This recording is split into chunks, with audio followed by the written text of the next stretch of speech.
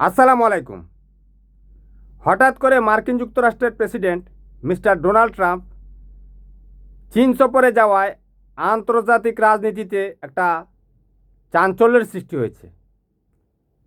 কূটনৈতিকরা বা কূটনৈতিক পাড়ায় কৌতূহলের সৃষ্টি হয়েছে। তারা নিজস্ব ধ্যান ধারণা দিয়ে এটার বিচার বিশ্লেষণ করছেন, নিজস্ব মতামত প্রকাশ করছেন। তবে আমার কাছে মনে হচ্ছে মিস্টার ডোনাল্ড ট্রাম্পের চীন সফরের উদ্দেশ্য হচ্ছে ইরানকে পুরোপুরি দখলে নিয়ে ফেলা। আপনারা জানেন বিশ্বের সবচেয়ে বড় তেলের মজুদ হচ্ছে ইরানের মাটির নিচে। লক্ষ লক্ষ কোটি ডলারের জ্বালানি তেল রয়েছে ইরানের মাটির নিচে। এই সম্পদের উপর পশ্চিমা দেশগুলোর নজর পড়েছে। বুঝতে পেরেছেন? এই সম্পদ তাদের চাই। এ কারণেই তারা সংঘবদ্ধভাবে ইরানের উপর হামলা করেছে। কিন্তু তারা সেই সামরিক হামলা করে কিন্তু ইরানের সরকার পতন ঘটাতে পারেনি, সম্পদও দখল করতে পারেনি। এখন তারা তাদের দ্বিতীয় গেম অর্থাৎ দ্বিতীয় ফর্মুলা শুরু করেছে। সে ফর্মুলাটা কি? সে ফর্মুলাটা হচ্ছে মার্কিন যুক্তরাষ্ট্র চীনকে রাজি করাতে এসেছে যাতে চীন ইরানের কাছ থেকে কোনো জ্বালানি তেল আমদানি না করে। আপনারা জানেন 1979 সালের পর থেকে ইরানের উপর মার্কিন যুক্তরাষ্ট্র বাণিজ্য নিষেধাজ্ঞা দিয়ে রেখেছে। ইরান বিশ্বের কোনো দেশের সাথে অর্থনৈতিক লেনদেন এবং ব্যবসা বাণিজ্য করতে পারে না। দেশটা দরিদ্র হয়ে গেছে, একেবারে ধসে গেছে। $1 প্রায় 10 লক্ষ ইরানি টাকা হয়ে গেছে। 10 লক্ষ টাকায় $1 পাওয়া যায়। বুঝতে পেরেছেন? এ অবস্থায় পৌঁছে গেছে। এখন ইরান যে আন্তর্জাতিক বাজারে জ্বালানি তেল রপ্তানি করে তার 80% কিন্তু এই চীন কিনে। চীন কিন্তু মার্কিন যুক্তরাষ্ট্রের নিষেধাজ্ঞাকে থোড়াই কেয়ার করে, কারণ চীন তো পরাশক্তি। এখন হয়তো মার্কিন যুক্তরাষ্ট্রের প্রেসিডেন্ট মিস্টার ডোনাল্ড ট্রাম্প চীনের প্রেসিডেন্টকে প্রস্তাব দিয়েছে যাতে সে ইরান থেকে জ্বালানি তেল আমদানি না করে। ইরান থেকে যদি চীন যদি জ্বালানি তেল আমদানি বন্ধ করে দেয় তাহলে কিন্তু ইরানের অর্থনীতি ধসে পড়বে, সরকার চলবে না। বুঝতে পেরেছেন? তারপরে দুর্ভিক্ষ লেগে যাবে, রাজপথে বুখা মিছিল নেমে আসবে। আর রাজপথের বুখা মিছিল এবং জনতায় পারে কিন্তু একটা সরকারের পতন ঘটাতে, সেটা মার্কিন যুক্তরাষ্ট্র জানে। এটা তার দ্বিতীয় ফর্মুলা। এখন হয়তো মার্কিন যুক্তরাষ্ট্রের প্রেসিডেন্ট মিস্টার ডোনাল্ড ট্রাম্পের সে ফর্মুলা ব্যর্থ হয়েছে আমার কাছে মনে হচ্ছে।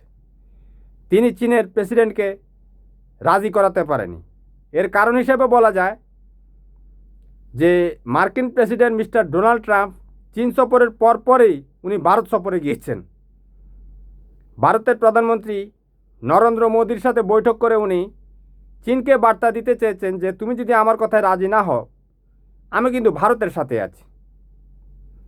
এগুলো হচ্ছে কূটনৈতিক ভাষা আর কি। একজন একজনকে ভদ্রভাবে বার্তা দেয়। আপনারা জানেন 1962 সালে এই চীন এবং ভারতের যুদ্ধ হয়েছিল। সেই যুদ্ধে চীন জয়ী হয়েছিল, যদিও যুদ্ধে কেউ জয়ী হয় না, কেউ পরাজিত হয় না, কারণ যুদ্ধে তো দুই দলেরই ক্ষতি হয়। হয়তো কারো 100% ক্ষতি হয়, কারো 80% ক্ষতি হয়, ক্ষতি কিন্তু সবারই হয়। বুঝতে পেরেছেন? এখন এই যে মার্কিন যুক্তরাষ্ট্র এই খেলায় বা তার এই ফর্মুলায় কেন ব্যর্থ হলো? কারণ আবার চীনের সাথে তাইওয়ানের সাথে খেলা জমে আছে। তাইওয়ান স্বাধীনতা চায়। বুঝতে পেরেছেন? বহু বছর থেকে, বহু দশক থেকে। আবার মার্কিন যুক্তরাষ্ট্র কিন্তু স্বাধীন তাইওয়ান চায়। এটা নিয়ে কিন্তু খেলা জমে গেছে। গত বছর কিন্তু মার্কিন যুক্তরাষ্ট্র তাইওয়ানের কাছে প্রায় $11 বিলিয়ন সামরিক অস্ত্র রপ্তানির চুক্তি করেছে। অস্ত্র তো আর খাওয়ার জন্য রপ্তানি করে না, তাই না? এটা মানুষকে জয় বাংলা করার জন্য কিন্তু এই অস্ত্রগুলো আমদানি করা হয়। হয়তো চীন মার্কিন প্রেসিডেন্ট মিস্টার ডোনাল্ড ট্রাম্পের কাছে তাইওয়ানের ব্যাপারে বলেছে সে যাতে এখানে হস্তক্ষেপ না করে। কিন্তু মার্কিন যুক্তরাষ্ট্রের প্রেসিডেন্ট মিস্টার ডোনাল্ড ট্রাম্প তো সে তো বিশ্বমড়ল, সে তো এগুলোতে রাজি হবে না, সে তো সব দিকে খেলবে। ওর সাথে খেলা কিন্তু অনেক কঠিন, কারণ পরাশক্তি তো। সে তাইওয়ানের কাছে সমরাস্ত্র বিক্রি করছে। কেন করছে? সে চাচ্ছে তাইওয়ান আর চীন লেগে যাক। লেগে গেলে লেগে গেলে তো মার্কিন যুক্তরাষ্ট্রের লাভের বিষয় না। আবার তাইওয়ান তো স্বাধীনতা চায়। 1971 সালে আমরা স্বাধীনতা চেয়েছিলাম না, তাই না? যেভাবে হোক একটা লড়াই লেগে গেলে একটা কিছু তো হয়। সেখানে নির্যাতিত নিপীড়িতরা তারা জয়ী হয়। 71 সালে আমরা জয়ী হয়েছি। তো তাইওয়ান কেন চীন? তাইওয়ান তো ছোট্ট একটা দেশ। এটার আয়তন হচ্ছে 36,197 বর্গ কিলোমিটার। আর চীনের আয়তন হচ্ছে 95,96,960 বর্গ কিলোমিটার। এত বিশাল দেশ হওয়ার পরও ছোট্ট এই দেশটা সে দখলে নিতে চায়। কারণটা কি? কারণ তো রয়েছে। মার্কিন যুক্তরাষ্ট্র বাধা কেন দিচ্ছে? কারণ তাইওয়ান যেখানে, তারপরেই পশ্চিম প্রশান্ত মহাসাগরের গুয়াম এবং মার্কিন যুক্তরাষ্ট্রের যে হাওয়াই উপদ্বীপ, সেখানে মার্কিন যুক্তরাষ্ট্রের ঘাঁটি রয়েছে।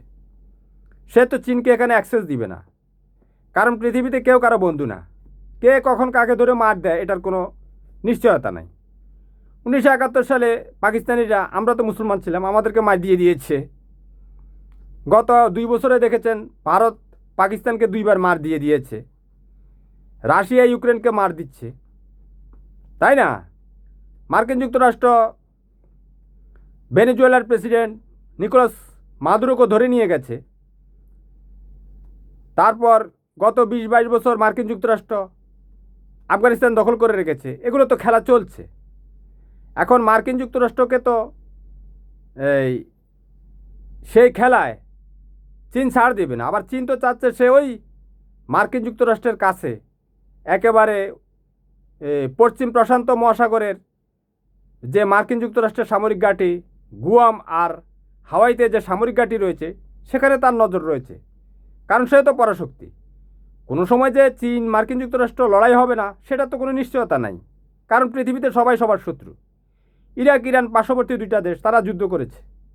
সৌদি আরব ইয়েমেন এখনও যুদ্ধ চলছে হুতিদের সাথে। পার্শ্ববর্তী 2টা দেশ, মুসলিম দেশ, তাই না? তারপরে বাংলাদেশ পাকিস্তান যুদ্ধ হয়েছে, ভারত চীন যুদ্ধ হয়েছে। হ্যাঁ, পৃথিবীতে এভাবেই যুদ্ধ চলে, পার্শ্ববর্তী দেশ ভাই ভাই যুদ্ধ চলে। এখন চীন যদি তাইওয়ান দখল করতে যায়, সেখানে মার্কিন যুক্তরাষ্ট্র বাধা দিবে, এটাই স্বাভাবিক। এখন যেরকম রাশিয়া ইউক্রেন দখল করার পর পুরো নেটো এবং মার্কিন যুক্তরাষ্ট্র ইউক্রেনকে সহায়তা করছে। আজকে কয়েক বছর হয়ে গেছে, যুদ্ধটা এখনও শেষ হচ্ছে না। কেন হচ্ছে না? কারণ পুরো পশ্চিমা দেশ, পশ্চিমা বিশ্ব ইউক্রেনের পাশে দাঁড়িয়ে আছে। ফ্রান্স, ব্রিটেন, মার্কিন যুক্তরাষ্ট্র, নেদারল্যান্ড, সবাই, হল্যান্ড, এরা সবাই, শুধু বেলারুশ ছাড়া আর সবাই ইউক্রেনের পক্ষে। এ কারণে রাশিয়া পরাশক্তি হওয়ার পরও ইউক্রেন দখল করতে পারছে না পুরোপুরি। আজ এত বছর হয়ে গেছে, কিন্তু যুদ্ধ এখনও চলছে। তো এ হচ্ছে অবস্থা। তো চীন কেন তাইওয়ান সে দাবি করছে? চীনের দক্ষিণ পূর্ব উপকূল থেকে 100 মাইল দূরে হচ্ছে তাইওয়ানের অবস্থান। তাইওয়ান হচ্ছে একটা দ্বীপ রাষ্ট্র। কথা বুঝতে পেরেছেন? তো আমি তো আগে বলেছি, পশ্চিম প্রশান্ত মহাসাগরের যে তাইওয়ানের পরে কিন্তু মার্কিন যুক্তরাষ্ট্রের সামরিক ঘাঁটি গুয়াম এবং হাওয়াই যে সামরিক ঘাঁটি রয়েছে, সেখানে সামরিক ঘাঁটি রয়েছে। মার্কিন যুক্তরাষ্ট্র চীনকে তাইওয়ান দখল করতে দিবে না, তাহলে তো তার উপর তো এফেক্ট যাবে। সে তো পরাশক্তি, সে তো দাবার গুটি খেলে বসে আছে। তার সাথে ধানাই বানাই করলে চলবে না। তো তাইওয়ান তো একসময় জাপানের নিয়ন্ত্রণে ছিল। জাপানের সাথে চীনের সাথে একটা যুদ্ধ হয় 1895 সালে। সেই যুদ্ধে কিন্তু চীন পরাজিত হয়েছিল। পরাজিত হওয়ার পর দ্বিতীয় বিশ্বযুদ্ধের আগ পর্যন্ত তাইওয়ান কিন্তু এই জাপানের দখলে ছিল। দ্বিতীয় বিশ্বযুদ্ধের পর জাপান পরাজিত হওয়ার পর তাইওয়ান আবার চীনের দখলে চলে যায়। বুঝতে পেরেছেন? কিন্তু এই যে দ্বিতীয় বিশ্বযুদ্ধের পর আবার চীনের ভিতরে গৃহযুদ্ধ হয়ে যায়, ভাই ভাই যুদ্ধ আর কি, দুই দলের যুদ্ধ। বাংলাদেশে যেরকম আওয়ামী লীগ বাংলাদেশের মানুষের বিপক্ষে যুদ্ধ করেছিল, তার পুলিশ লীগ, র্যাব লীগ, তার জঙ্গি লীগ, যুগী লীগ, জঙ্গি আওয়ামী লীগ, জঙ্গি ছাত্রলীগ, ছত্রলীগ, ঝাড়ু লীগ, জুতা লীগ, অশ্রু শশ্রু লীগ, ট্যাং লীগ, কামাল লীগ সবগুলো নিয়ে নেমেছিল না, জনগণের লাঠির পিটুনি গিয়ে ভারতে গিয়ে পালিয়েছে। ঠিক চীনের মধ্যে যে যুদ্ধটা হয়েছিল এরকম যুদ্ধ হয়েছিল। চীনে 1949 সালে গৃহযুদ্ধের সমাপ্তি হয়। যে সরকারটা ছিল চিয়ান মাইশেকের সরকার, চিয়ান মাইশেকের দলের নাম ছিল কুওমিন্টাং, অর্থাৎ বাংলাদেশের আওয়ামী লীগ আর কি। আর চীনের বর্তমান যে ক্ষমতা আছে যারা, এরা হচ্ছে কমিউনিস্ট, মাও সেতুংয়ের কমিউনিস্ট, অর্থাৎ মাও সেতুংয়ের কমিউনিস্ট আর চিয়ান মাইশেকের নেতৃত্বাধীন এই কুওমিন্টাং দলের মধ্যে গৃহযুদ্ধ হয়েছিল। তো কুওমিন্টাং দলটা অর্থাৎ আওয়ামী লীগের মতো পরাজিত হয়েছিল আর কি। তারা পরাজিত হয়ে তাইওয়ানে পালিয়ে যায় তাদের দলের বেশিরভাগ সদস্যদেরকে নিয়ে। এরপরে চীনে কমিউনিস্ট শাসন জারি হয়। আপনারা জানেন 1949 সালের পর থেকে এখন পর্যন্ত সেই কমিউনিস্টরাই কিন্তু চীনের যে রাষ্ট্র এবং সরকার সেখানে বসে আছে। তো চীনের যে শাসক দল ছিল চিয়ান মাইশেকের নেতৃত্বে কুওমিন্টাং, তারা এখন তাইওয়ানের নেতৃত্বে রয়েছে। তাদের দলই কিন্তু এই তাইওয়ানের বেশিরভাগ অংশ জুড়ে রয়েছে আর কি। অর্থাৎ যেসব যোদ্ধারা, আমার কাছে মনে হচ্ছে যে সমস্ত সরকারি দলের যোদ্ধারা তারা সবাই তাইওয়ানে গিয়ে পৌঁছেছিল, তখন থেকেই চীন এই তাইওয়ানকে তাদের নিজস্ব ভূখণ্ড বলে দাবি করে। এখন চীন তাইওয়ান যদি যুদ্ধ লাগে তাহলে কে জিতবে? আমি তো আপনাদেরকে আগে বলেছি চীনের আয়তন হচ্ছে 95,96,96,960 বর্গ কিলোমিটার, আর তাইওয়ানের আয়তন হচ্ছে মাত্র 36,197 বর্গ কিলোমিটার। ছোট্ট একটা দেশ, বাংলাদেশের 2-3টা ডিস্ট্রিক্টের সমান আর কি। তো চীনের সৈন্য সংখ্যা হচ্ছে 20,35,000 প্রায়। তাইওয়ানের সৈন্য সংখ্যা হচ্ছে 1,69,000 প্রায়। চীনের ট্যাঙ্ক রয়েছে 5,400টি, তাইওয়ানের ট্যাঙ্ক রয়েছে 650টি।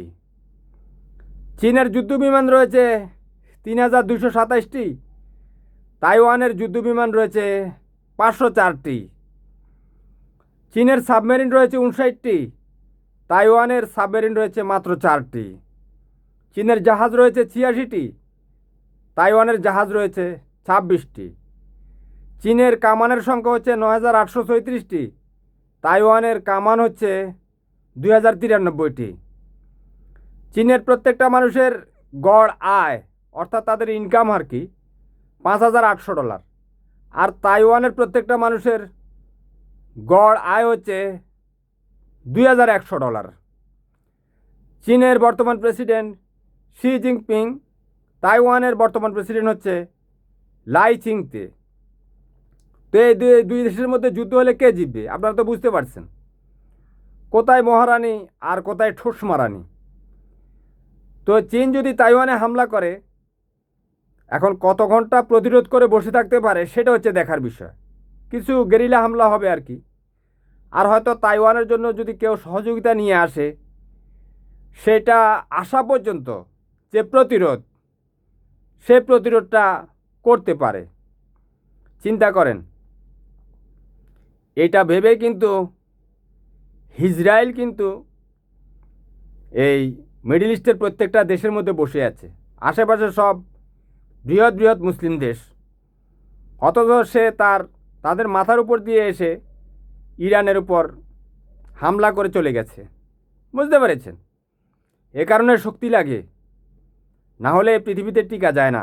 রাশিয়া ইউক্রেন দখল করে ফেলেছে, মার্কিন যুক্তরাষ্ট্র তো আফগানিস্তান দখল করেছে, ইরাককে কী করেছে, ইরানে হামলা করেছে। হ্যাঁ, এভাবেই চলে বিশ্বে। আচ্ছা, পরবর্তীতে অন্য বিষয়ে আপনাদের সাথে আলোচনা হবে। আল্লাহ হাফেজ, ভালো থাকবেন।